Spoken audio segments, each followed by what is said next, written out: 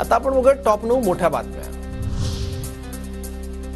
नितेश राणेंच्या भूमिकेवर भाजपचे नेते हाजी अरफात यांची नाराजी। हाजी अरफात फडणवीस शेलारांची भेट घेत नाराजी बोलून दाखवणार।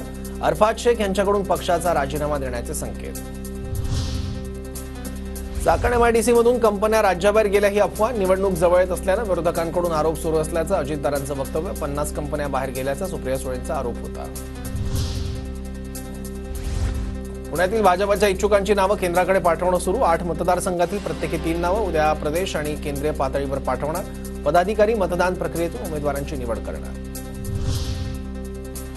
गोविंदाकडून स्वतःच्या बंदुकीतून मिसफायर। बंदूक साफ करताना पायाला गोळी लागल्यानं गोविंदा जखमी। क्रिटिकेअर रुग्णालयात उपचार सुरू।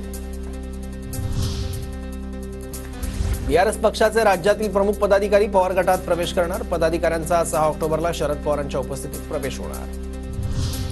उमेश पाटलांचे समर्थक अजित पवारांची भेट घेणार। अजित पवारांनी उमेश पाटलांना अंतर देऊ नये, समर्थकांची विनंती।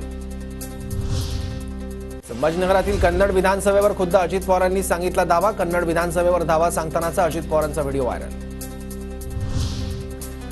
लोकसभेला पक्षाचं काम करणाऱ्यालाच आंबेगाव विधानसभेची उमेदवारी मिळणार। दिलीप वळसे पाटील पवार गटात आले तरी ज्याला उमेदवारी मिळेल त्याचं काम करावं लागेल, देवदत्त निकम यांचं वक्तव्य। खेड आळंदी विधानसभा निवडणूक तिरंगी होण्याची शक्यता। मनसे खेड आळंदी विधानसभा लढवणार, मनसे पदाधिकाऱ्यांची माहिती।